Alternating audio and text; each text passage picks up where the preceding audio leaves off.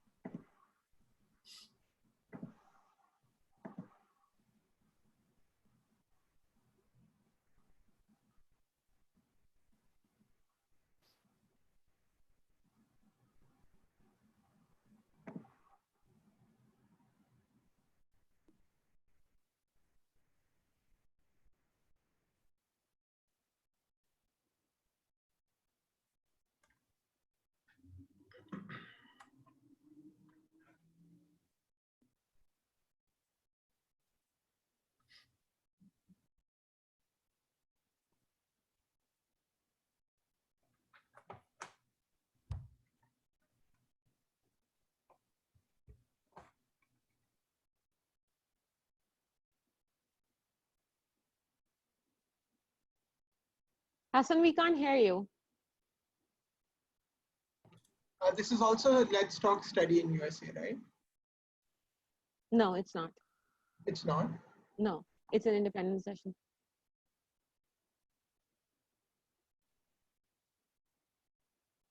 So anybody and everybody who has just joined us, guys, we're waiting for our other friends to join us for this session. And then once we are at 6 p.m., we will officially start.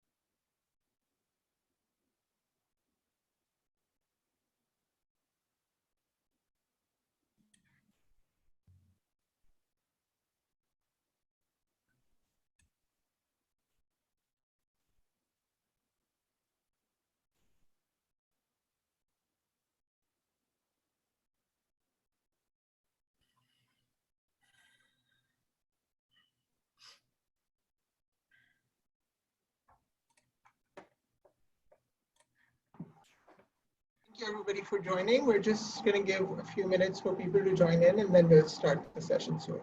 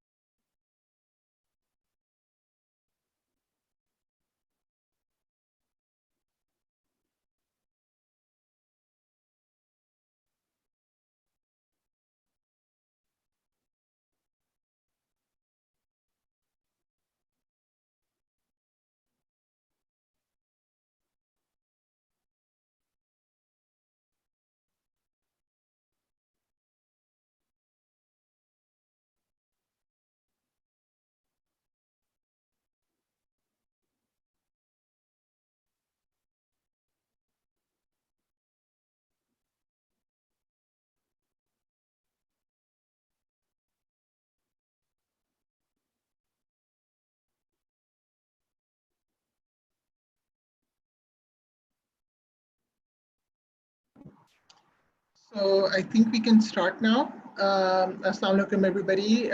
Welcome to one of our virtual sessions with Education USA Pakistan. My name is Hassan Nisar, and I'm an Education USA advisor based here in USCFP at the Lahore office. And today we'll be talking to some Pakistani students who are currently in the US pursuing their degrees. And I'll let them introduce themselves. But before that, I'd like to ask Maryam to introduce herself, who's my colleague at Education USA. Hello, everybody. A very good evening to you all. I am Maryam Khan. I work as an educational advisor with Hassan in the Lahore office. We are Education USA. Our presence is in more than 178 countries across the world, and we have more than 430 Education USA advising centers across the globe. So with great honor in Pakistan, we represent Education USA and USEFP. And I welcome you all on this interesting interactive session with an American student, with a Pakistani student living the American life. Great. So we have with us Maaz Khan. And Maaz, would you like to introduce yourself to the attendees? Hey guys, my name is Maaz Khan. I'm right now a graduate student who's living in Auburn University. And I think came to the States last year in May. So it's been about more than a year. So I'm just here excited to share about my journey, and I hope you guys can get the most out of it. Great, thank you, Maaz. So Maaz, Maryam and I both know Maaz because he used to come to our center in Lahore. And because we have centers in 3 cities in Lahore, Karachi, and Islamabad, then our job is to provide accurate and current information to students who are interested in seeking or pursuing a degree in the United States, whether that's a bachelor's degree or a master's degree. So Maaz, would you like to share your experience with Education USA, or just in general, what did you think about the application process? Did you find it extremely difficult, or how did you find the application process? Yeah, so starting off by when I used to come to Education USA, I know you guys used to do a lot of seminars about the GRE, about other different things about the application process. So just in general, for someone who's going through the entire application process and just trying to navigate his way, not through who doesn't have really good mentor or something, Education USA is a place that can really be that stepping stone for you. It can really be some place that you can go and be guided from. So for example, I still remember to this day, there's this 1 or 2 sessions that you guys did. You guys had people from, I believe, different universities, like university representative. There were people from NYU, there were people from Michigan State, and all these people just have, and they one they tell you about the whole application process. They tell you what's going to be involved and how important are certain things compared to others. But they also give you an insider's view about hey, how important really are letter of references, how important really is the GRE score, and these little insights really matter in the long run. So I just to cut it short, I believe Education USA is not only for someone who's looking for a partner to go to go through the process with, but it's also for someone who has no idea where he's coming from, who really needs to just start from the beginning and just wants someone to guide him and to be there for him. So it's been great, honestly. That's great. And Maryam, you also studied in the US. You did your master's there. So would you like to share how was your, how did you think about the application process, given that you, you didn't go through Education USA? So how was your application process, and how do you think it would have been different if you had Education USA as a resource? So now being an Education USA advisor, I think I made a huge mistake doing it all on my own, because it took me days, months. If I say a year, it won't be wrong actually. So I was on my own. I had no direction. I had nobody to guide me.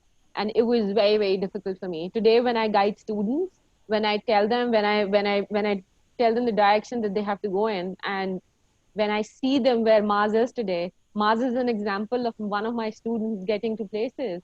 And I think I made a huge mistake. I wish I knew back then that Education USA was there to help me out, and I could have taken that opportunity, that help. Yeah. Yeah. I also, when I went to the US, I also went for my undergraduate degree and I attended Sarah Lawrence College in New York. You know, I wasn't really aware of Education USA at the time, and you know the extent of the extent that Education USA will go to help out your students. I wasn't aware of the resources available here, so it definitely would have been a lot easier had we known the kind of services that this organization has to offer, and especially because they're free of cost and they're open to the entire public. So I would encourage anybody who's watching, who's thinking about going to the US, pursuing a degree, to get register yourself online, or get in touch with one of the advisors, or in any of the 3 cities that we're located in, and start working on your application. But apart from the application, let's talk about the campus experience. Maaz, how has your campus experience been so far? Your university experience, given that you sort of have attended university in a very unique atmosphere where the entire world is dealing with the global pandemic. So, how has your experience been, especially in the context of a global pandemic in the US? Yeah, so first I'd like to touch upon the time before COVID, because hopefully like the plan is once we're through this 1 year, half year, however long it lasts, COVID process, hopefully things will return back to normal. And by the way, like Auburn University, it opened its campus to students in person on Monday. So like a lot of the universities have started opening up already. So like things are getting back to normal. That being said, just talking about my overall campus experience, it's been, and I was thinking about it, I was thinking about this yesterday as well. This entire 1 year has been the most fun, the most difficult, and then also the most amazing times of personally my life. And it's interesting like how it's been all of these 3 things at once. And I believe that like the fact that it's all of these 3 things at once is what really makes it the best experience of my life so far. And just to touch on the fact that one of my first perceptions when I came like to the States or like to campus was like how lively people were. Like they always would greet you with a smile. If you'd be like walking down the street somewhere, people would smile, like random people would smile and say hi to you, wish you good morning. And like that's something we don't really find in Pakistan. It's like if there's someone out on the street who's a stranger who like says hi to you on the street, you'd be like, whoa, like what are you doing? Like, do I know you? Yeah. So and that was we were going to segue into that as well, but I think it's great you brought it up about how your perception changes from before you went to the US, and then after getting there and then experiencing the culture and experiencing how different their culture is from ours. Maryam, would you like to speak on that? How what were your perceptions before going to the US, and how did that change? So luckily, I had gone to the US before I actually went to study there. So I had gone there on a visit. It was a nice vacation that I had there with my family, and it was then that I decided that I was going to come back to the US and I was going to study there. What made me think that would be the lifestyle, how America was in total. Like every bit of it was amazing. I could totally relate to how people were there, and I could relate to the, I don't know, people call it the race, I call it the amazing madness. So that attracted me. I wanted to do that. I wanted to be in that in that competitive world, and I wanted to the best of everything, and I could see it there. So I came back. I was doing a job. I came back and I decided to resign. So that was the first step I took. Then I started preparing for my GMAT on my own. I started applying on my own. And finally, in a period of like 5 months, I was able to go for my master's, and that too on a full funding. So yeah, it was an amazing, amazing experience. The first time I went, when I went on the visit, the perception I had was different because I just looked for fun opportunities and everything. The second time I landed in Chicago for my education, it was different because this time I wanted to learn. This time I was there to make a difference. This time I was there to represent Pakistan. So that drove me. That made me go on for 2 years and, do wonders for myself. So that was it for me. Yeah, And and like you were saying, Maz, for a fulfilling experience, it has to be challenging as well.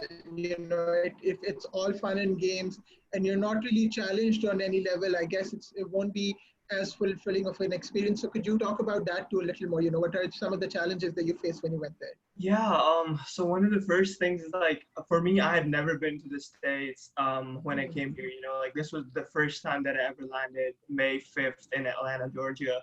And for me, it was sort of like this new world where there were like people I had never met and like everything was like going on. And I was like, at first you're a bit overwhelmed by like everything that's happening Mhm. around you. But like with time, in about a couple of days, a week or so, things start adjusting. Obviously, people drive on the other side of the road. Things go on differently. You don't go to some radiwala and then get some bananas out on the street. You have to go to like a grocery mart. Like so, like there's so many things that are different that you have to adopt yourselves to.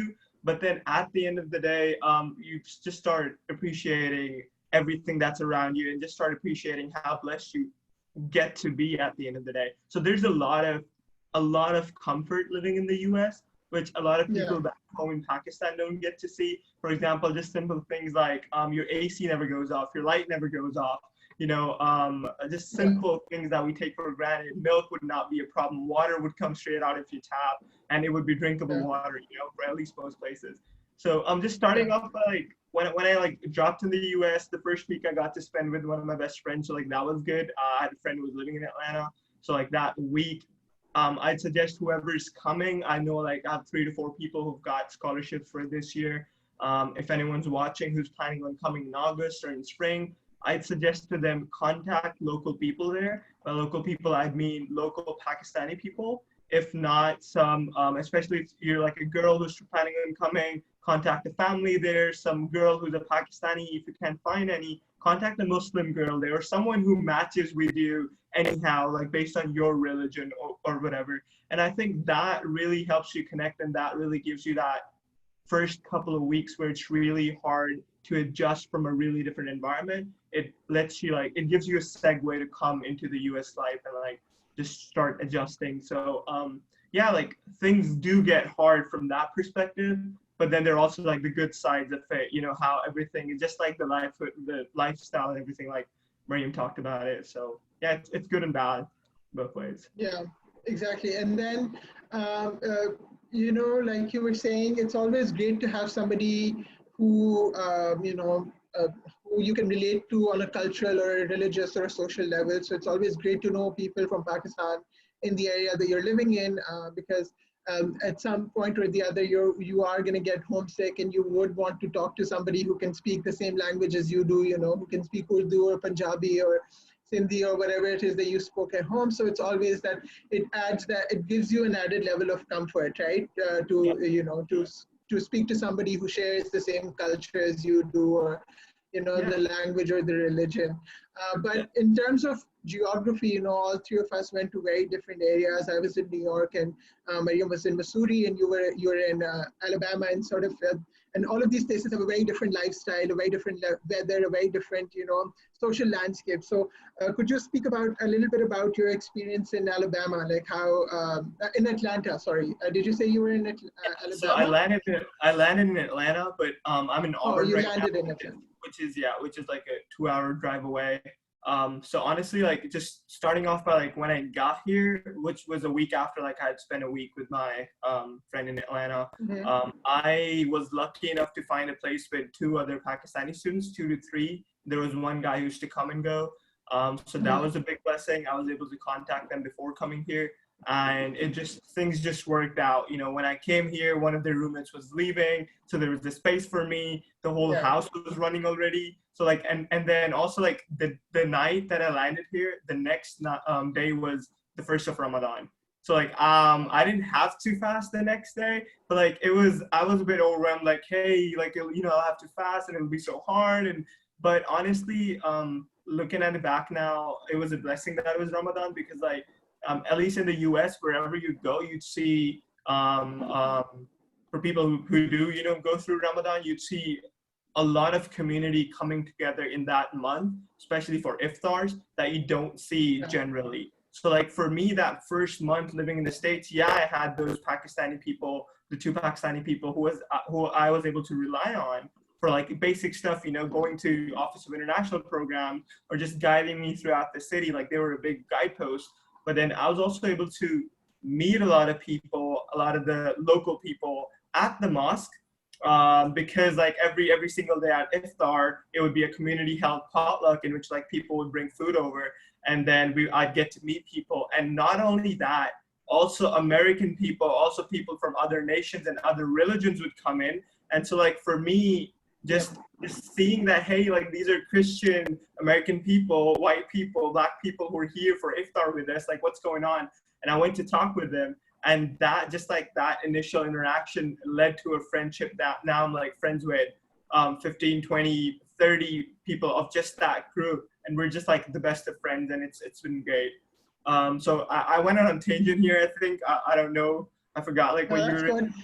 But I think you bring up a very good point about you know, how cosmopolitan the American society is, and sort of how you know, for somebody, for example, before when I went to college in the US, that was the first time I had got to the US. I had not visited America before that, and so the sort of perception that you build of that country, you know, you think, especially because we're so influenced by Hollywood and, you know, mainstream television productions, that we, you know, think about mostly, you know, white people in the US, or we think about, you know, a purely Christian religious landscape. But then you go there, and especially in this, go ahead. Let me touch on that a bit. So like my perception was really changed because like for us, the stuff that we know about the States is a lot that comes from Hollywood, is a lot that comes from movies. But when I got here in the States, when I saw that things were really different, that one, it was not all Hollywood. There were, especially like living in the Southeast and just talking about the Auburn experience. This is called the Bible Belt for a reason. There are a lot of conservative Christian people that live here. And when I say conservative, it's not the same conservative that's in our mind back home in Pakistan. It's a different sort of conservative. It's a conservative that we, coming from the culture that we come from in Pakistan, can actually relate to. And I've realized over this entire year that a lot of people have told me the hospitality that I've gotten here, the amount of amazing people that I've met here, and the amazing friendships that I've made here. I've heard a lot of people say that if you go up north, like in New York side or like out in California, things are different. People behave differently. They're not as conservative enough. They're like more to the liberal side. So that's what I'm thinking. For sure, and you know, comparing that, and that's why I brought up how different it is for somebody living in Alabama to somebody living in, you know, New York or Missouri. And I'll get to, and Maryam can perhaps share her perspective on how life is like in Missouri. But in New York, it's completely different, of course, because it's a big city. You know, the lifestyle is really fast-paced. It's very expensive, and it does tend to be on you know, on the liberal side when it comes to the political spectrum. But all of those things aside, it's a very diverse and a very cosmopolitan city. I mean, Queens, which is a borough of New York, I believe is one of the most diverse places in the world, where they have you know, hundreds and thousands of different nationalities living, or ethnicities living in the same area. You know, so when I went to the New York, my experience was different in that sense, because I saw people from, you know, people of every color, people of every nationality or ethnicity, you know, just being present there. And I think that's something that I had not anticipated about the US, about how diverse it is, and how, you know, it also celebrates that diversity as well. But Maryam, what did you think about, you know, life in Missouri? How was that like as compared to, you know, life in Alabama or New York City? So I was the first girl from my family to actually go abroad and study. And that being said, I came back one day from work and I told my family I'm going to Missouri to study. So it was a big shock for them because they had never heard the name. And it's pretty common in Pakistan for people to not know where Missouri is. Yeah. They probably thought it was somewhere in India because we had some battle in Missouri, and they didn't even know how to pronounce the name. So that was one big shocker. And also to my friends, when I was going, I told them I'm going to Missouri State University. A few of them were shocked. They were like, "What? Is that even a place in America?" And then they searched it up on Google. They found some images, and then they're like, "Oh, you're going to a pretty small town." So I basically went to Missouri State University. The town was Springfield, Missouri. It's a small university town in the Midwest. For me, it is my second home. To I don't know, until I die maybe. So I went there. It wasn't as cheerful as Chicago or the other places that I had been to in the States. It was a completely different experience. It was a small university town. They were just the time when I was there were just around, I guess, 35,000 people, and out of that, 25,000 were just for the school. So the entire town was all about the school. Everybody knew everyone. So if you were on the road, you would see people smiling. I would second Maaz on that. I also experienced that, and I also experienced people saying thank you to me for opening up a door to them, and that was pretty pleasant for me. So it brought a smile to me automatically. Okay, now I think I'm deviating from the question. So living in Missouri was different and difficult at the same time. Why was it different? It was different because I had lived in Lahore, a big cosmopolitan city of Pakistan. I was used to driving around. I was the youngest kid in the family. I was used to getting things done. I had never cooked. I didn't know how. I don't know. I didn't even know how to make breakfast for me. So I went there, and in Missouri, it's not easy to find halal chicken, especially in the small university town. There was just one shop which would close at like 5 p.m. So everything had to be planned, from my breakfast to, I don't know, deciding the clothes I was going to wear to paying my insurance money. Everything had to be planned. And Missouri is a small, Missouri is it's not a small state, but it is like in the Midwest.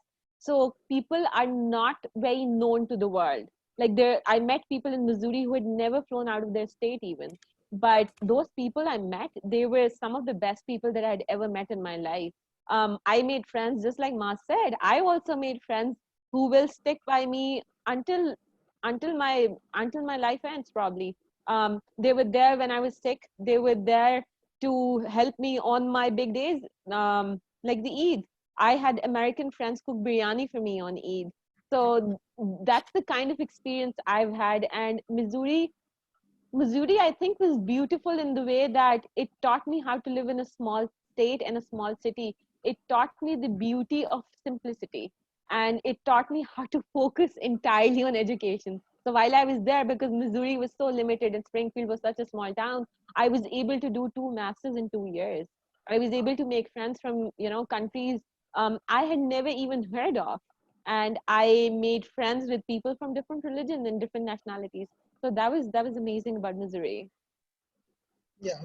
And another thing is that you just brought up about making friends from all over the world, and I think that's another thing that's a really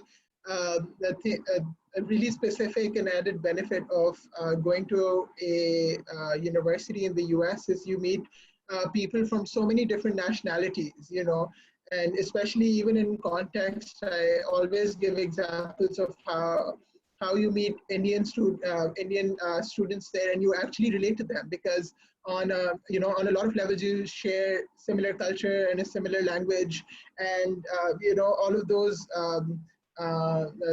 boundaries that we've been taught our entire lives sort of get shattered down because you're living in the same space, and all these people get humanized to a level, to a certain extent. So and I think that's always a great thing. There's a lot of questions that we're getting a lot of questions to, and we'll get them towards the end of the session. I wanted to, however, speak about working on campus. Maaz, have you worked on campus since you've joined university? What kind of jobs have you done, and how has your experience been with working on campus, doing an on-campus job? Yeah, so being on an F1 visa, we can work on like we can work on campus, not off campus apparently. and on campus there's like a limited number of hours that every university allows you to work on. So for me it was 20 hours per week, but I was working when I came to the States. I came as a GTA, so I worked on campus as a GTA for 13 hours every week for the first semester, and then for the fall as well I did the same thing. But then for spring I was working as a GTA for 13 hours, and then as a library help desk person for 7 hours a week. And honestly, like these two jobs were like really different from each other. So like this job was more about when the work comes in, I have to work on it, make sure the professor gets what he wants on time. Sometimes take some labs or lectures for the professor, depending on his availability. So that's different from every person to person, professor to professor. For me, the help desk job really opened my mind because it was like minimum wage. But for me, it was less about the money and more about just the appreciation of hourly job. The 13-hour job was salaried every month. This was more like every hour I would come in and I'd get paid, you know. So this really helped me appreciate just general timing. Got to meet people there as well, obviously at the job. Just understanding how US help desk jobs work. So like that was a really good experience for me. You'd have to greet people, who come in, whoever comes and talk to you. There's a way to talk to them. So you know, I got to learn all that. So that was pretty good. Right now, in this final semester, I am a GTA for 13 hours, and then I'm also a student worker on a research project for about 10, 13 hours as well. So it's a very Great. And I know Maryam also, uh, uh, I believe, had either a research assistantship or a teaching assistantship. Maryam, do you want to talk about your experience working for a professor? Yeah. So I worked as a graduate assistant and I did my MBA in marketing. That was one of my masters. And I worked in the marketing department as a GA. So I was assisting three professors with their classes. I was also helping with the administrative tasks of the marketing department. I had done everything that from carrying water bottles from parking lot to our department, to invigilating exams, to giving in presentations, to speaking on behalf of my department, and to I don't know, to being pampered by the coordinator at the marketing department. I experienced it all. I found one small sweet family in the marketing department I worked in.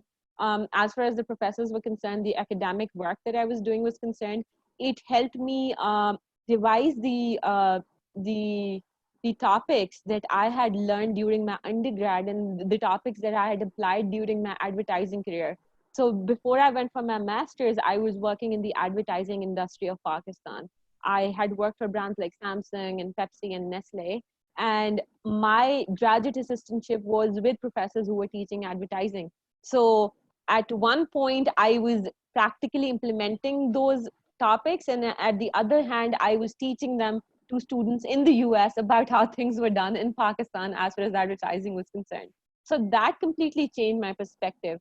It was a very interesting experience because I was studying and then I was working 20 hours. I had never experienced that in Pakistan.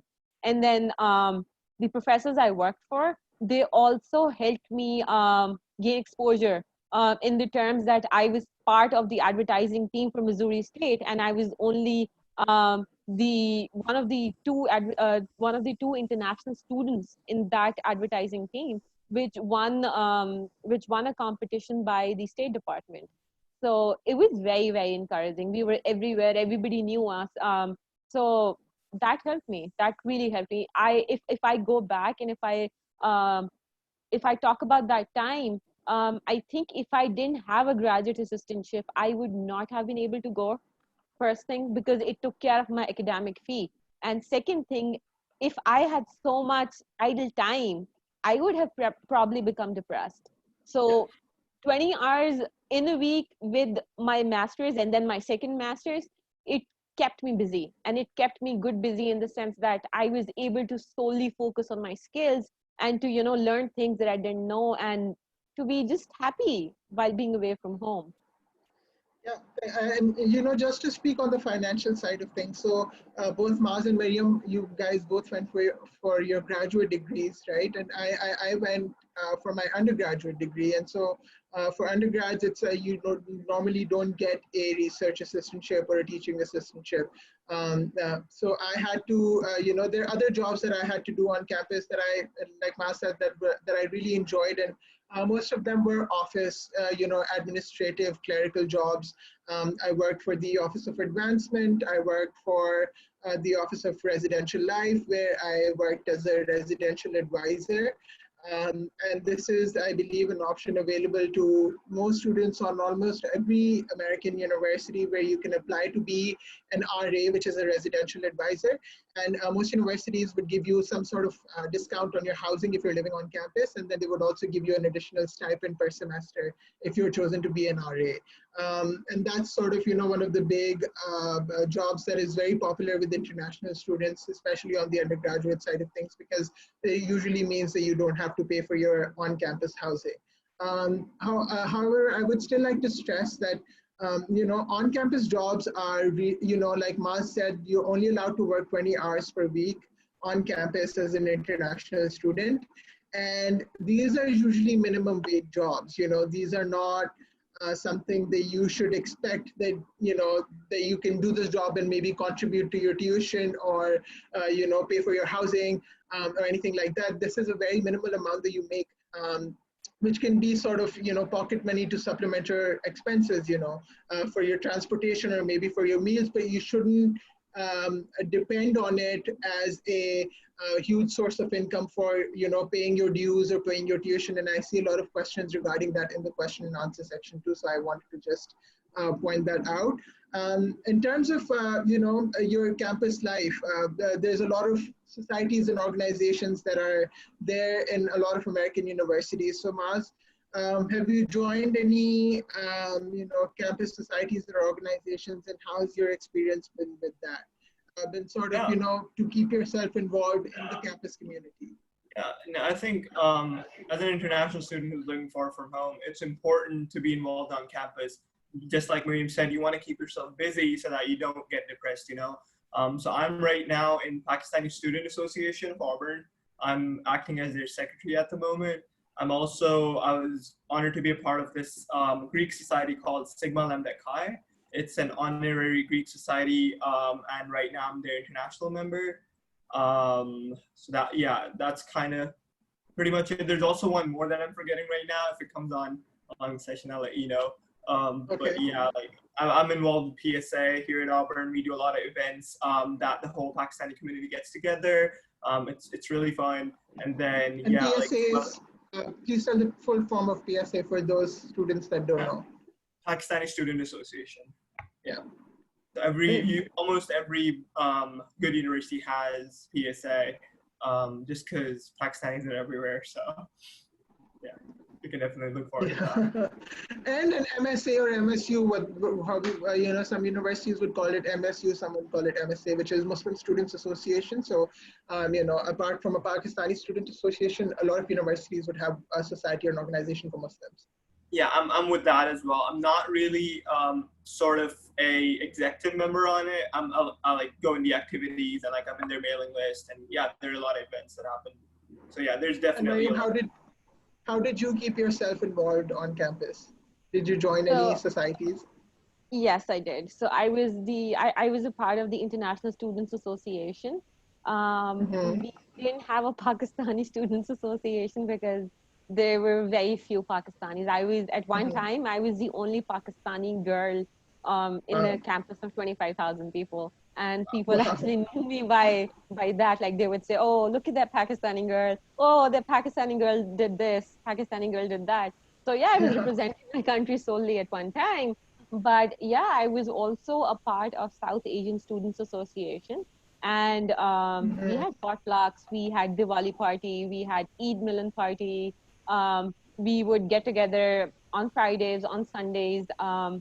So yeah, it was pretty interesting. I carried Pakistani flag in our public affairs conference. That was a great honor for me. I've been to holy parties. I've been to milads. I have been to Good Fridays. I've had exposure in terms of everything and anything, academically and in extracurriculars as well. So that gave me a new perspective on life. It changed me.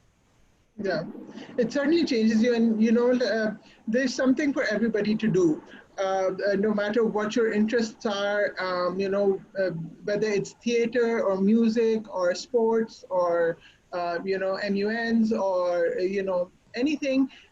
There's something for everybody for there to do. And if there isn't anything, if there isn't a society and organization, you can create one, right? You have the ability to create a student organization based on your personal interests.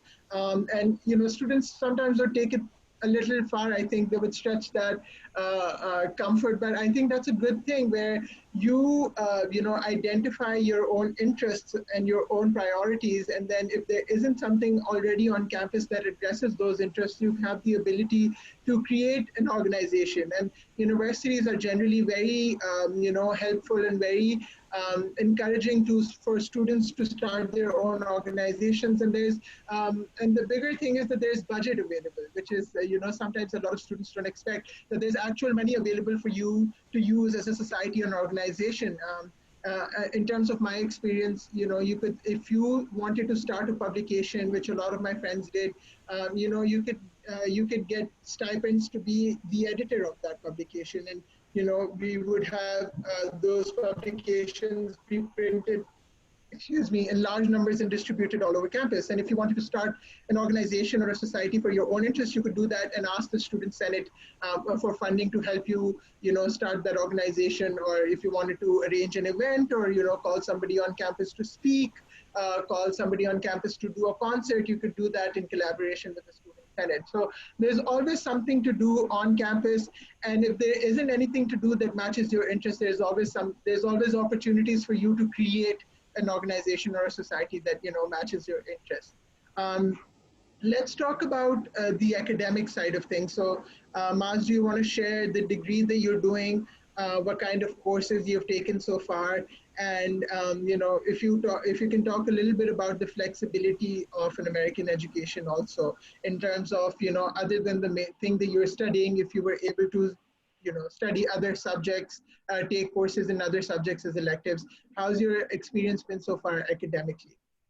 Yeah, so the overall experience has been pretty good. I think the flexibility part varies from university to university. Yeah. So like I know friends who are like in Stanford or like other good universities that have flexibility to like go through courses. Like there are a lot of people on campus in Auburn as well who have that flexibility. My department apparently is sort of rigid in terms of like what they want. So like, yeah, they'll offer you electives, but then they'll be like, these 2 electives or 3 electives are your options right now. And that's sort of because of the history of this program. It's like a really renowned program. I didn't know that when I was back home in Pakistan. When I came to the States, I was like, whoa. So it's like more than 100-year-old program, the graduates of this Auburn. So I'm right now doing a master's in building science or building construction.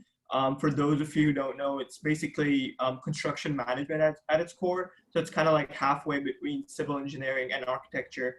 And I have a civil engineering undergrad from UT-Lahore back home. So like coming from that background, I was expecting this department, or at least a university, to be a bit more lenient towards courses, but it wasn't the case for me. But at the end of the day, it worked out pretty well, just because I sort of realized why they had the courses set up this way. They're really focused on getting people jobs and getting everyone out into the industry. I think if I haven't mentioned it yet, I'm in a professional program, not a research program. So it's a 15-month program. And this professional program is geared towards getting the graduates out into the industry, into the construction market as full-time employees. So right now they have a really good track record, 100% every year. Everyone who graduates from this program gets a job. So like that's been pretty good. So yeah, like the overall like experience about like taking classes, about courses, it's been really well. Just to like sum it up short, the best teachers that we had back home in UT-Lahore that I had back home, the worst teachers here that people complain about, the worst teachers here are usually better than the best teachers you have back home. So like there's a huge disparity that a lot of the American students don't really know of. So like when they're complaining about teachers, I'm like, what are you talking about? You know, like you haven't seen anything yet. So You that's a haven't pretty, seen the real bad ones yet. yeah. Right, right. And Maryam, what about you? How was your academic experience at University of Missouri State University? It was pretty crazy. So initially I just wanted to do my MBA in marketing and I wanted to come back home. I took the first semester. Um, I realized I was good at it. I could do well. I scored a 4.0. I decided to take the summer semester. In summer semester, I decided to take up a graduate certificate in project management. So it was it was the MBA in marketing and it was a graduate certificate in project management. Later on, after the summer semester, as I went back from home to the States, I decided I wanted to do a second master's. And that's when I requested my dean to give me a special permission because I wanted to do two masters at one time. My advisor thought I was crazy because managing a GA, working 20 hours, cooking on my own, managing my financials and everything else, and that too doing for the first time in my life, they thought it was a pretty crazy idea. But I planned it. I sat with my advisor. I checked up on the electives that I wanted to take for the two masters, and I made sure that the electives I took were common in the two, and that's how I was able to do two masters in 2 years. And it wasn't easy. Getting a 4.0 in the 4.0 in the first semester put a lot of pressure on me, and then getting into a graduate certificate, and then in the end taking up another master's, it was all so pressurizing. I wouldn't say it was easy, but it was worth it. It was totally worth it. Yeah, and when you go there, you sort of adjust yourself to that lifestyle. Like you guys were talking about earlier, if you're not working and you have all of that free time, you do get depressed or you do feel a little down because the culture over there encourages everybody to work, right? So you have your friends and you have your colleagues and you have your other students on university that all of them have a job and all of them have something going on, other than what they do in the classroom as well. So I think it's really important. And it might, like Maryam said, it might get difficult at times to balance all of that out because not only are you taking your classes, but you're doing a job. And then on top of that, the thing that we're not used to at all is being fully independent in terms of doing, cooking for yourself and cleaning for yourself and doing all the house chores and, paying your bills and all of that, Pakistani students are sort of not, they're not really privy to that sort of lifestyle because we're very pampered when we're here in Pakistan. We have everything, done for us by, other people. So it's really good to adjust yourself in that lifestyle. It might seem difficult at times, but I think it's something that really, keeps you going in terms of, your drive and what you want to achieve. Eventually, in terms of academics and my personal experience, so I went to a liberal arts college, which is very different from an experience at a big university, which at either Alabama or Missouri. So I went to a very, very small liberal arts college in New York with 1,500 students, and it was very laxed in terms of, in terms of requirements and degree requirements and course requirements, and we were sort of allowed to take whatever we wanted to take from the course catalog, and we didn't have any majors. So that's something that's a completely different style of education from if you would go to a big university in Alabama or Missouri. And I think it's a good point to point out here again is to do your research when you are applying to universities, and look at the style of education that they offer and think about whether that is something that you can cope up with or something that you can adjust to, because every university has a very unique style of education that might be very different from what you experienced in Pakistan or might be very different from what you're used to or what you're expecting. So it's very, very important for you to do your research when you're choosing which universities to apply to. Yeah, and Hassan, just to touch up on that, I think it's like this should be something that like shouldn't need it to be said, but like everyone has to be flexible. Like that's a mentality that you have to come up with. If you're not going to be flexible, that you're not going to adjust like so many differences that you're going to face. So, like, yeah, you have to come with that mindset and take it from there. Absolutely, absolutely. Only, you know, if you're not open to the prospects, you're going to have it. You're going to make it even more difficult for yourself to adjust in that environment. So, like Ma said, absolutely. If you don't have an open mindset, it's going to be extremely difficult, and you're not going to enjoy your experience, which will really hamper. And this can be a very, you know, a once in a lifetime kind of experience that not everybody gets to have. You know, everybody tries to do it, but not everybody gets the privilege to be able to do it. Let's take some questions. We have a lot of questions in the Q&A section, so feel free to jump in, Maaz and Maryam. I'll just read out questions, and if you have a response, please feel free to answer. Maaz, you're a current student right now. Did the coronavirus affect your scholarship at all while you were there? That's an important thing. So COVID has been interesting. Personally, it's been hard just because everything's been shut down. I've been having to take classes from home. There was a time when things were in lockdown. I couldn't even go and meet my friends. So like if COVID's bad and like your university is closed, personally, I'd suggest that stay at home, take classes online if you can. Don't come because it would be like no one would be able to like welcome you, you know, in their house, or like you won't be able to make friends because like social events aren't happening. So that's like the personal side of things. The academic side of things, I was blessed in a sense that I had a GTA contract. And a lot of people are asking like, what scholarship did I come on? So like, just to mention it again, I'm on a graduate teaching assistantship contract. So like when I came here, before coming here, I was given the contract and I signed it for a year. And then the prospect was that it would get extended to one more semester. So like the entire degree. So like, which ended up happening. It was hard. What happened with COVID was a lot of the funding got reduced in several departments and several universities. So that funding has a direct effect on students as a whole, because you're the one being funding for that money. So like, it was interesting because if there were like 5 scholarships that the department was offering before, they ended up offering 2 scholarships because of COVID. So like that was like, it became as much harder to secure a scholarship in the final semester. But at the end of the day, it's not about things that you can't control. So like we were talking about H-1B. So like COVID is something you cannot control. H-1B is something you cannot control. Trump is someone you cannot control, you know, but like as a person, the more you focus on the things that you can control, getting a scholarship, I can't control them giving me a scholarship. What I can control is making sure my grades are okay, my things, my requirements that are needed to get me a scholarship, they're over there, they're the best that I can do. And that really helps you get to the point that you want to. Yeah, so, great, thank you. Thank you for that. So, Maryam, somebody's asking if you can talk about doing 2 masters in 2 years. How was it extremely difficult for you, or you know, how did you manage that?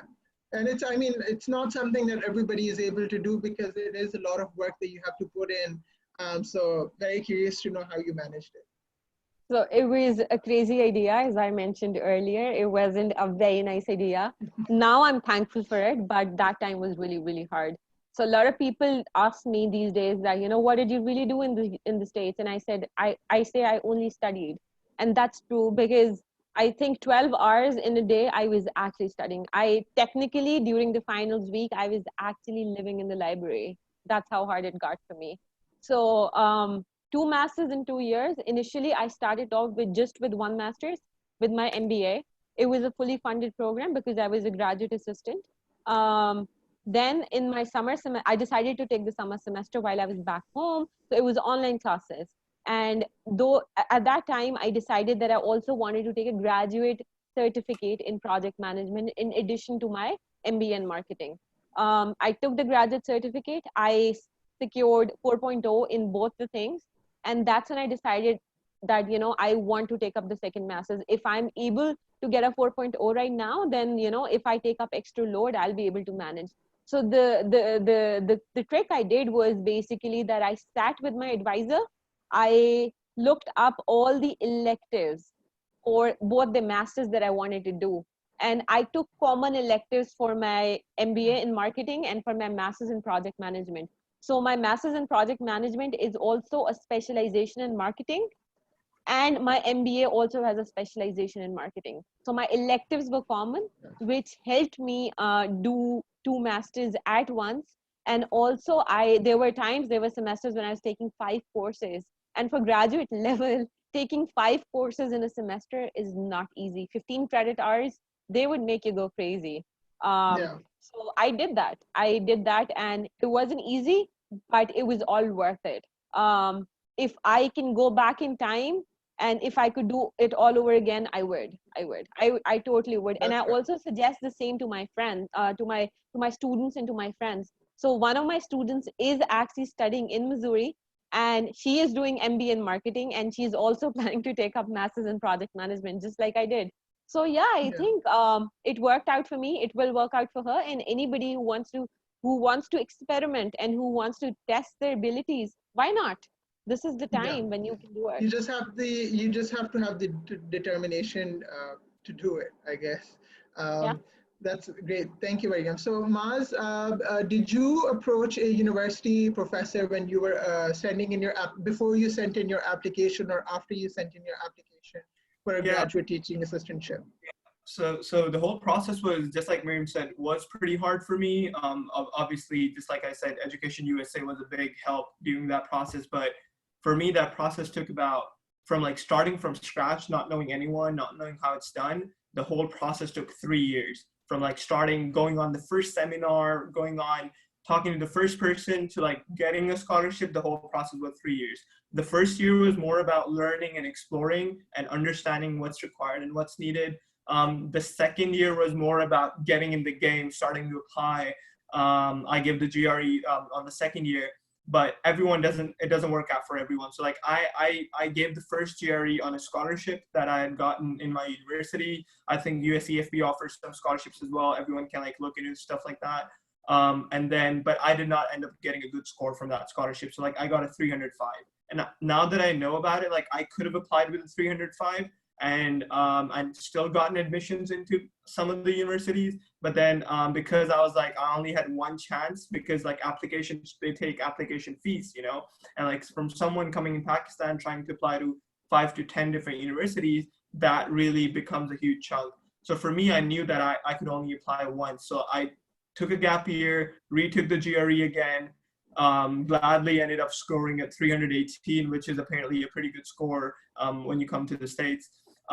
Ended up applying to 10 different schools in the States, gotten admissions in 8 out of those 10, and got a scholarship from, got a GTA stipend, GTA contract from this university. Just talking about a little bit about the process, because I see a lot of students are asking like, how did you contact professors and stuff like that. Yeah.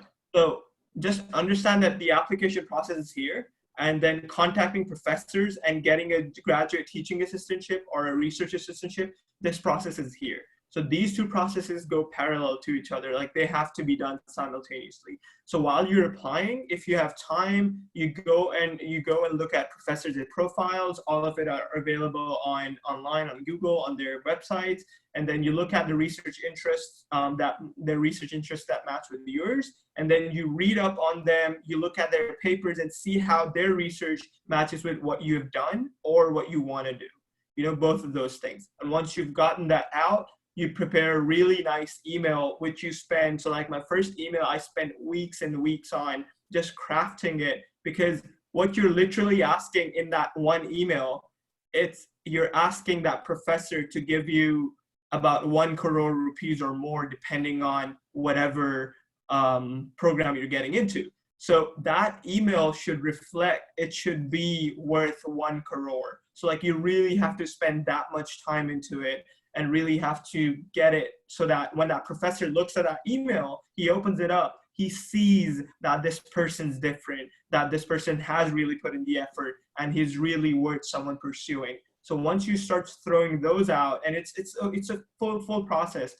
In every university, you don't blast out hundreds of different emails. In your department, you'd contact 1 or maybe 2 professors in another department. So like at one university, at one department, I'd suggest only contact 1 professor at a single given time. If you're applying to 5-6 different different universities, you can contact 6 different professors. After a week or after 4 or 5 days, follow up with them, and then after 2-3 weeks of them like not replying, that's when you can move on to like the next professor. So like this is a really long process. So like I started it during my application process when things got really hard, like when applications were really, it was the application process time. That was I think December 2018. That is when I stopped applying for emails at that time. But then as soon as I was done with all the applications, I again started applying and contacting professors. So like this process goes on parallel. And just to give you guys my timeline of how it looked like. Before I had gotten any admission, after I'd applied, I was contacting professors and going back and forth. When I had gotten admissions, I had started putting even much more effort into it, because now I know that I've secured admissions. Professors know that I am coming. That's not a problem. Now I can contact them and tell them, hey, I've got an admission in your university in this department, in this master's or field. Is there any research assistantship or a teaching assistantship that you guys are offering? If so, I'm interested. This is the work that I've done. This is the work that I'm interested in. And that's how you go about it. So. Thank you, Maaz. That was really comprehensive, and actually that answers a lot of the questions that we have today relating to how you contact a professor, what is the timeline for the application process, and sort of how you should approach a professor, what should you write in the email. So that was really comprehensive. Thank you so much for that answer. Like you said, it has to go parallel with the application process, and has to be, and just hearing you speak, and I think one thing that everybody can see is that you were consistent in your effort, to go to the US. So there's a certain level of consistency that you have to maintain in your work. You can't just, take out, work on it for a day and then forget about it for 5 months and then come back to it. And then, you end up submitting really shoddy applications, which will not get accepted. And I think the gist of all of this is, especially in terms of asking a professor for a research assistantship or a teaching assistantship, if you are not going to put in the effort, the professor is certainly not going to take you seriously, right? Because they have a lot of other options to choose as their research assistant or as their teacher assistant. So when you approach a professor, it really matters in the demeanor, that you project, and how you come off as, whether you've done some research on the professor or their work with the university. So all of these things really matter. But with that, I think this is a good point to end, because that was a really great way to summarize your application process experience. Any last thoughts that you would like to share with the students who are now, perhaps aspiring to go to the US for their degrees? I'd say for people who are right now still applying, I'd say getting funding in PhDs are much easier than getting funding in masters. So I'm just going to throw that out there. Generally, it's about, I'd say 40-50% easier. I'm not saying it's easy at all, but getting a funding for masters in the current scenario is comparatively much, much, much harder. It's still possible. It's not possible. I'm here, Maryam's right here. So that being said, for people who are right now looking to come in the States, I'd say keep your mind open, be open to new, interesting opportunities. Always remember where you're coming from. That would be your guidepost and keep you sane and be your anchor in times of difficulty. I'd say be in constant contact with people you love back home. I call my parents twice a day before going to bed, and every single morning I'm probably gonna be on a call with them afterwards. So like, it does not get hectic for you. It does not get hectic for them. It's actually, because now you have Skype and video call, it's such a big blessing to be able to be in touch with the people you love. And I just say that people who are applying, be consistent, be disciplined. It's easier said than done, but that is what differentiates you from a lot of the other thousands of applicants. Stop focusing on your competition, focus on yourself, how you can make yourself better, keep learning, keep growing. There's no guarantees in getting an admission, not even a scholarship. Focus on what you can do and keep up at it. And if you believe in God or if you believe in a higher power, know that they're watching and that they will decide for you whatever is best out there for you. You know, like you can do what you can, but then at the end of the day, whatever works out, whether you get funding or not, whether your dreams happen or not, there's always something else that's waiting for you, that's out there that you can look towards. So I guess I'm just gonna Really good. leave it at that. And yeah. Yeah, that's a good way to end. Maryam, do you have any last words before we sign off? So they say it's the American dream, and I think I lived that in those 2 years. And anybody and everybody who's here today who heard us talk about our experience, go for it, try it. And if it works out, I assure you it would be the best time of your life, because for me it was. Oh yeah, definitely. Definitely. It's a life-changing experience, and we don't say that lightly. We're not. That's not just a very dramatic, filmy way to describe your experience, but it does really affect your outlook on life, your attitude towards life, your lifestyle itself. So, if you're interested, please, and if you would like any of the advisors at Education USA to help you, please reach out to us. You can go to our website, uscfpakistan.org, to register yourself as a student and start working on your applications with an assigned advisor. I would really like to thank Maaz, especially for joining us and in the wee hours of the morning from the US, and Maryam from joining us from Lahore. Thank you so much for your valuable time. And I think it was really helpful for students to get, especially to hear from a student who's currently in the US, to talk about their experience and who's recently joined. I think it's really helpful. So thank you so much, guys. I hope everybody found it helpful, and have a good day, and Allah Hafiz. Thank you for having us. Bye-bye. Thank you. Allah Hafiz. Hafiz.